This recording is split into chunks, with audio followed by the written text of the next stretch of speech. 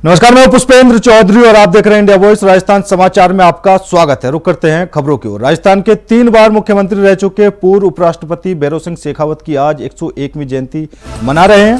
पूर्व उपराष्ट्रपति भैरों सिंह शेखावत की जयंती पर आज मुख्यमंत्री भजनलाल शर्मा ने अपने निवास पर उन्हें भावपूर्ण श्रद्धांजलि दी।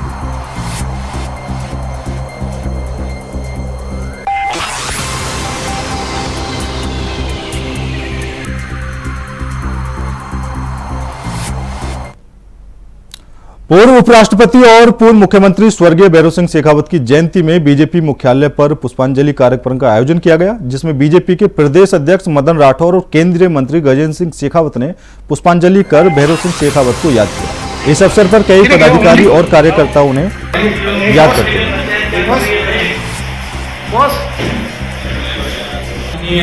भैरों सिंह शेखावत भारत के पूर्व उपराष्ट्रपति, राजस्थान के 3 बार मुख्यमंत्री रहे श्रद्धेय भैरों सिंह शेखावत साहब की जन्मतिथि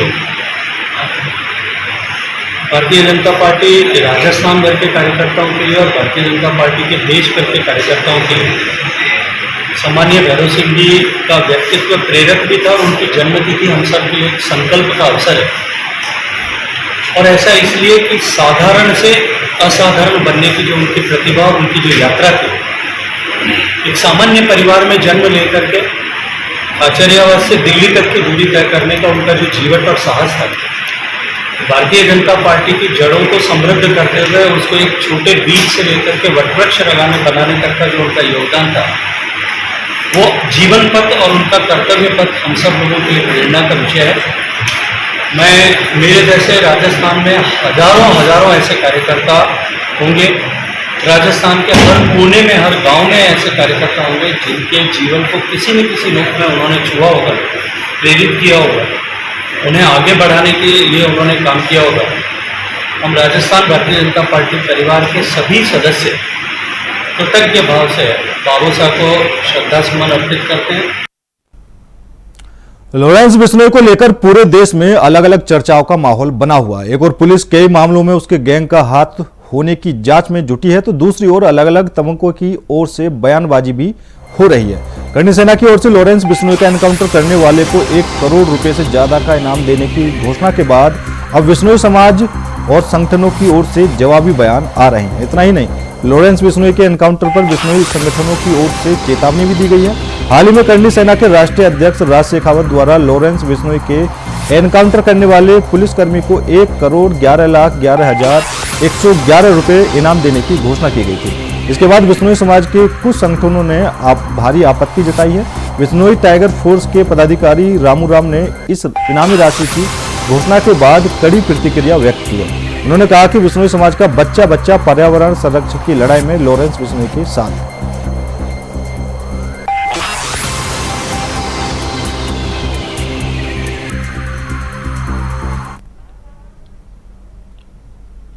जोधपुर रेंज आईजी विकास कुमार के नेतृत्व में बनी हुई साइक्लोनर टीम ने एक बार फिर नीट भर्ती परीक्षा 2021 के फरार 2 मोस्ट वांटेड आरोपियों को गिरफ्तार करने में सफलता हासिल की है। आईजी कुमार ने बताया कि पिछले दिनों वृंदावन से पकड़ी गई बिश्नोई से पूछताछ में 2021 भर्ती परीक्षा के मामले में फरार चल रही भंवरी और संगीता के बारे में इनपुट मिला था। इसके बाद साइक्लोन टीम ने पुणे से भंवरी और गिरफ्तार किया। भंवरी पुणे में किराए के मकान में किचन डेकोरेशन का काम करने के नाम पर रह रही थी।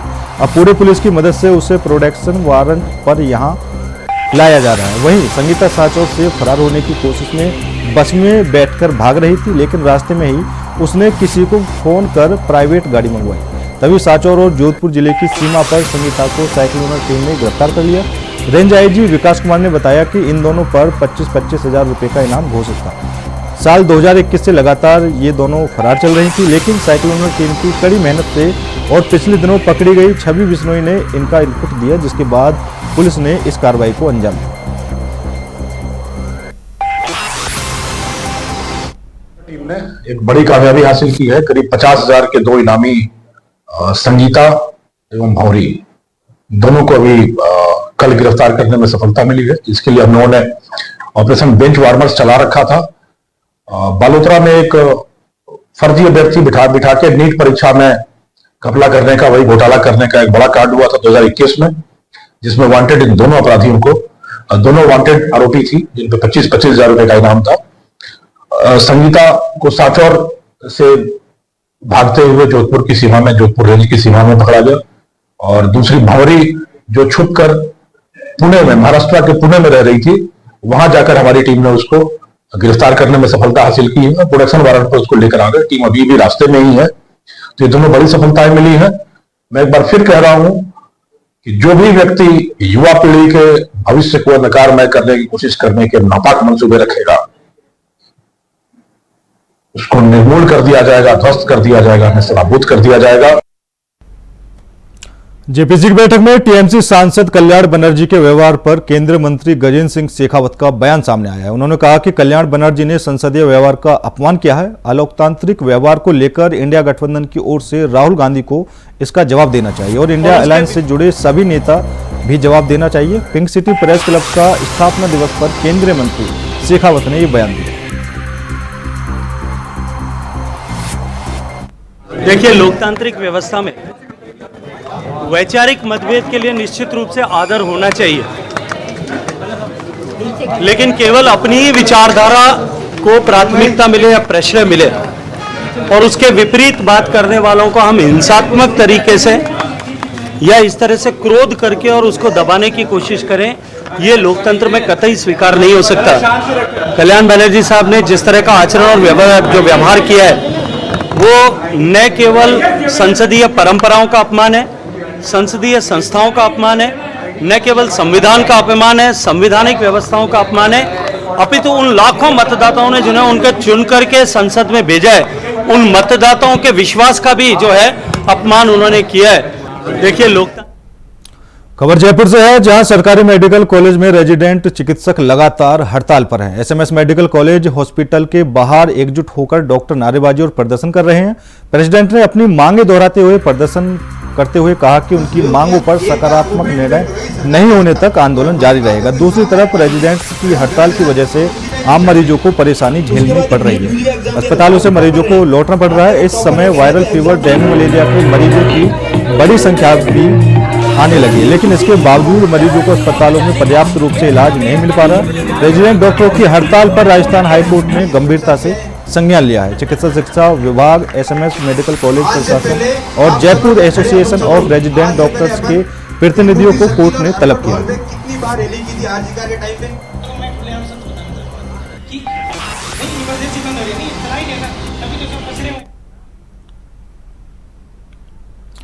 दीपावली के अवसर पर खास सुरक्षा टीम ने बड़ौदिया और सज्जनगढ़ में मिष्ठान भंडारों में बदबूदार मावा नष्ट कराया है। खाद्य सुरक्षा टीम ने बांसवाड़ा शहर में प्रतिष्ठान पर कार्रवाई करते हुए सैंपल लिए हैं।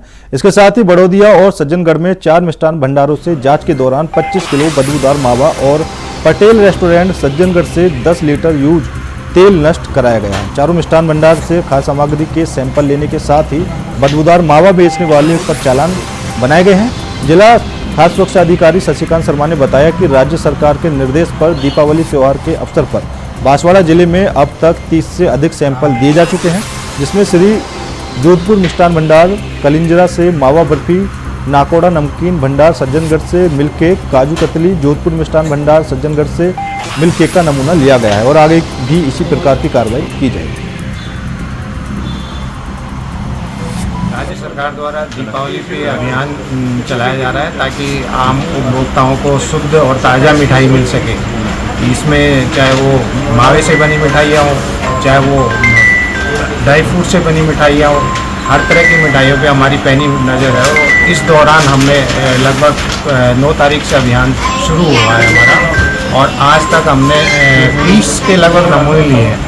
और इसमें जैसे मावा है, मावे से बनी मिठाइयाँ हैं, ड्राई फ्रूट्स हैं, ड्राई फ्रूट से बनी मिठाइयाँ हैं, मसाले हैं, तेल है, घी है, सभी के नमूने लिए गए हैं और इन्हें लेकर के जांच एक प्रयोगशाला में भिजवाया गया है। इसी दौरान कल हमने कार्रवाई भी की थी बड़ौदिया में। वहाँ पर लगभग 25 किलो के लगभग जो हमें थोड़ा परिसेबल, क्योंकि मिठाइयों की एक टाइम होता है, उसके बाद में अगर आप उसको रखेंगे तो खट्टापन आ जाएगा या उसमें फंगस डेवलप हो जाएगी। तो उस हिसाब से हमें लगा कि कल एक संस्थान पे हमने कार्रवाई की थी बड़ौदिया में, तो लगभग 25 किलो के लगभग मिठाइयाँ तैयार थी वो खट्टी हो चुकी थी और उसमें स्मेल आ रही थी, तो हमें मौके पे ही नष्ट कराया। भारतीय जनता पार्टी के वरिष्ठ नेता और हरियाणा चुनाव के प्रभारी डॉक्टर सतीश पुनिया जोधपुर प्रवास पर हैं। इस प्रवास के दौरान उन्होंने मीडिया से बात की और हरियाणा चुनाव की जीत पर उन्होंने कहा कि पहली बात तो हरियाणा की शानदार जीत हुई है। हरियाणा की जनता ने नेशनल एजेंडे पर वोट किया है। जब हरियाणा में कांग्रेस को मौका मिला तो उसने भ्रष्टाचार किया, लेकिन पिछले 10 सालों में हरियाणा में बहुत कुछ बदलाव हुआ है। वहां पर जो बुनियादी विकास हुआ, केंद्र की प्रवर्ती योजनाओं को धरातल प्रतीक से लागू किया गया। वहां की सरकार ने एक पारदर्शी शासन दिया, जिससे खुश होकर लोगों ने बीजेपी को वोट दिया। आपको बता दें कि डॉक्टर सतीश पुनिया आज और कल मारवाड़ के दौरे पर रहेंगे। साथ ही उनका जन्मदिन भी है और वो अपना जन्मदिन बाड़मेर के बॉर्डर इलाके में मनाएंगे।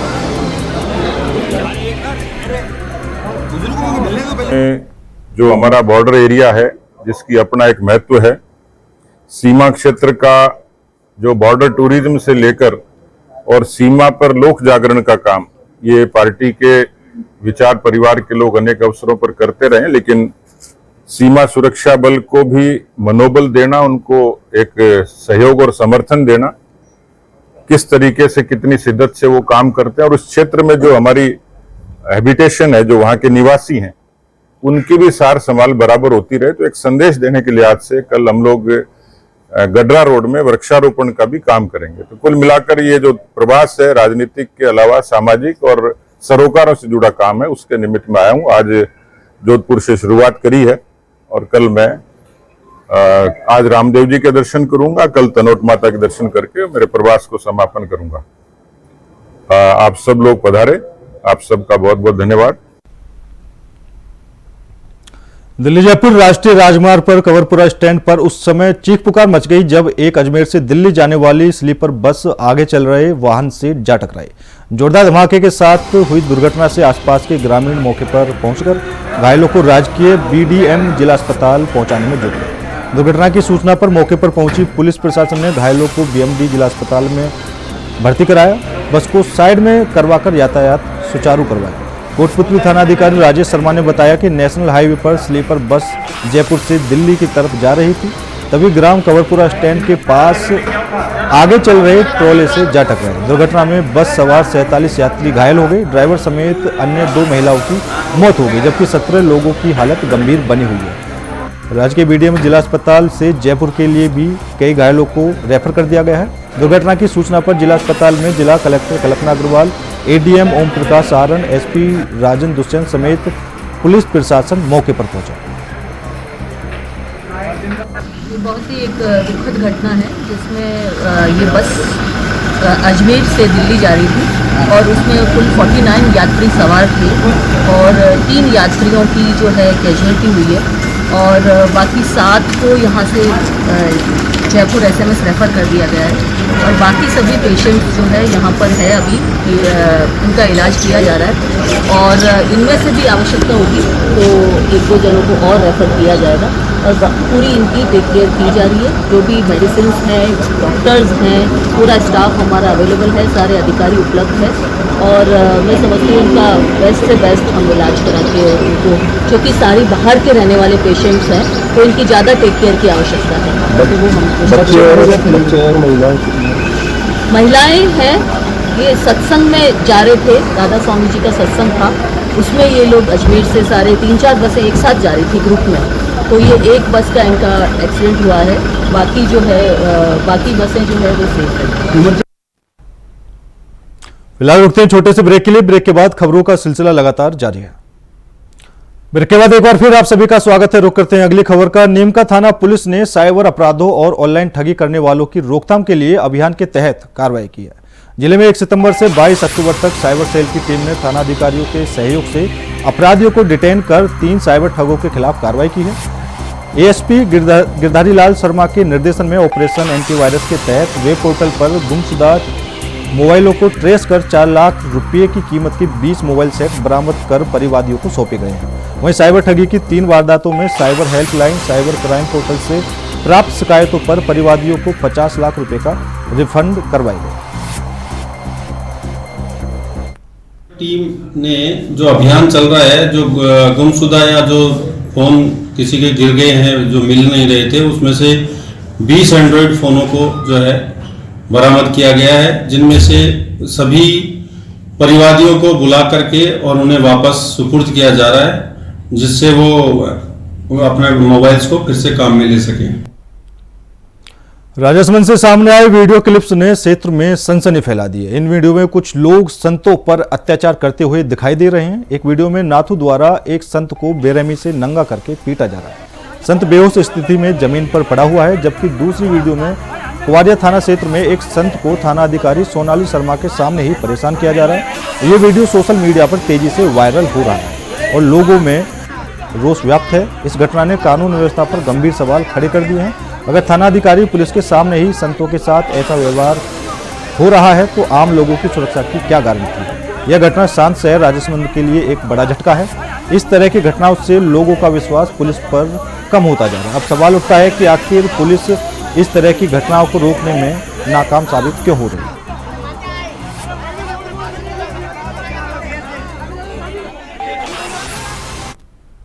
जालौर जिला मुख्यालय पर आज जालौर व्यापार संगठन द्वारा ई कॉमर्स कंपनियों पर तत्काल प्रतिबंध लगाने और ई कॉमर्स नियम और नीति लागू करने के मांग को लेकर मुख्यमंत्री के नाम जिला कलेक्टर को ज्ञापन सौंपा गया। जिलाध्यक्ष प्रवीण खंडेलवाल ने बताया कि ई कॉमर्स कंपनियां अमेजन, फ्लिपकार्ट ने पूरे देश भर में व्यापारियों का व्यापार चौपट कर दिया है। इन प्लेटफॉर्म पर ऑफर्स की भरमार होने की वजह से स्थानीय व्यापारी का व्यापार करना मुश्किल हो गया है।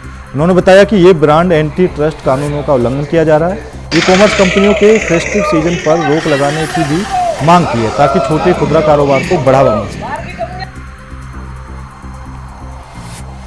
आज हम सब व्यापारी जालौर के व्यापारी से इकट्ठा होकर कलेक्टर ऑफिस आए हैं। मुख्यमंत्री के नाम हमने ज्ञापन दिया है।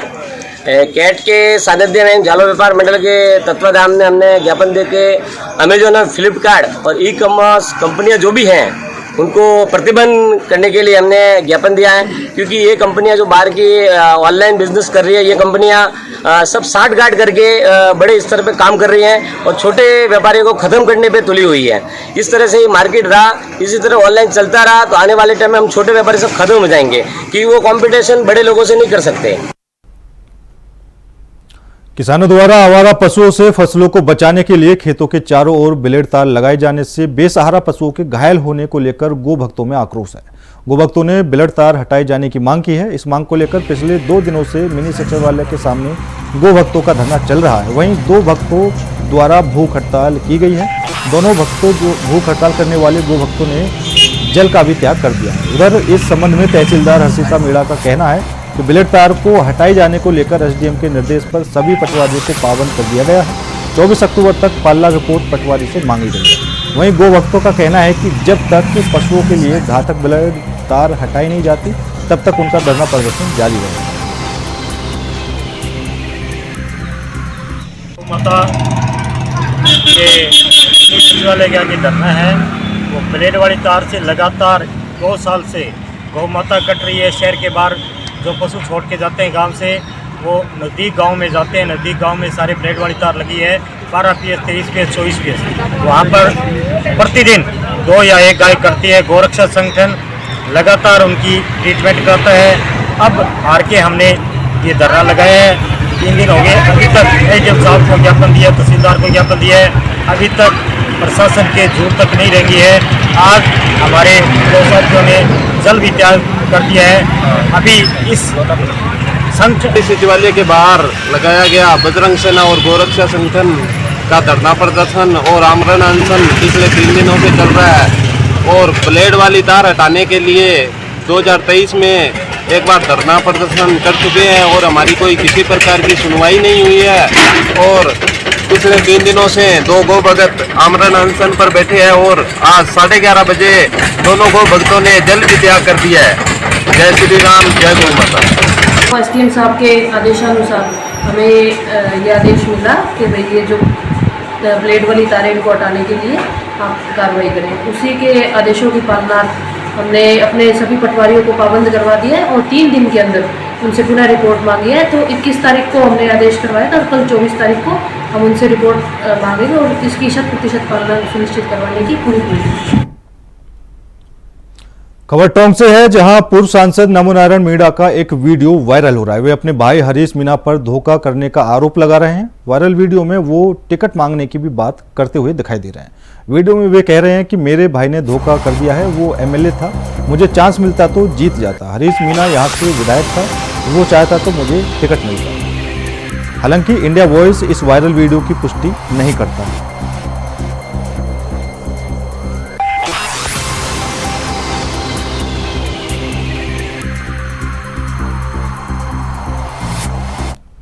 डिलीवरी के दौरान प्रेग्नेंट महिला की मौत हो जाने के बाद परिजनों ने सीकर के एसके हॉस्पिटल में प्रदर्शन किया। परिजनों ने एएनएम पर लापरवाही के आरोप लगाते हुए कार्रवाई की मांग की है और हॉस्पिटल की मोर्चरी के खिलाफ बाहर नर्स के खिलाफ जमकर नारेबाजी की। वहीं परिजनों का आरोप है कि महिला नर्स मंजू देवी की वजह से रेखा और पेट में पल रहे 9 महीने के बच्चे की मौत हुई है। नर्स मंजू के खिलाफ पहले भी गर्भपात कराने के मामले दर्ज हैं। परिजनों ने मांग की है कि मंजू देवी के खिलाफ जांच कर हत्या का मामला दर्ज किया जाए। सीकर में अपना इलाज करवा रही थी, प्रेग्नेंट थी, उसके बच्चे की डिलीवरी होने वाली थी।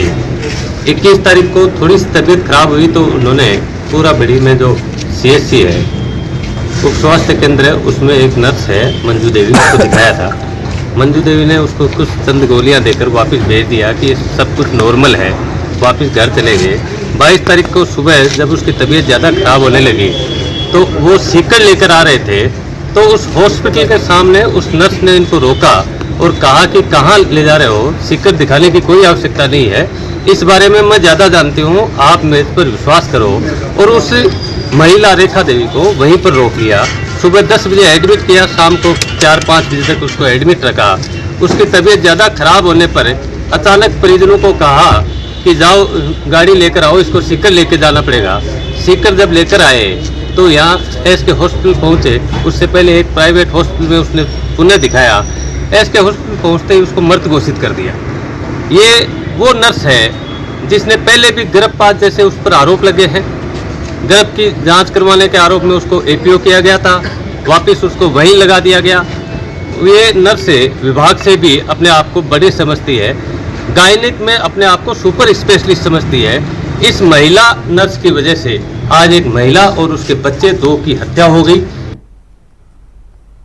खबर झालावाड़ से है, जहां पंचायत समिति की जनजातीय अशिक्षित महिला सरपंच होने का फायदा उठाकर पंचायत करिंदे उठा रहे हैं। लोगों की प्यास बुझाने जैसे पुण्य का काम भी मौके पर दिखाई दे रहे हैं, जबकि लाखों रुपए उठा लिए। बता दें कि इस कार्य पर ग्राम पंचायत ने 4,69,560 रुपये खर्च किए हैं, लेकिन गांव के चौराहे पर आज तक ऐसी कोई टंकी का निर्माण नहीं किया गया।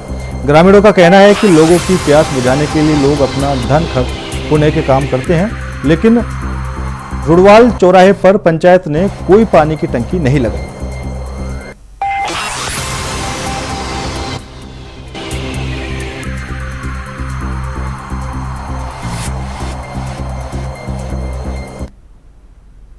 फिलहाल मेरे साथ इस बुलेटिन में इतना ही। बाकी देश और दुनिया की तमाम खबरों के लिए देखते रहिए इंडिया वॉइस।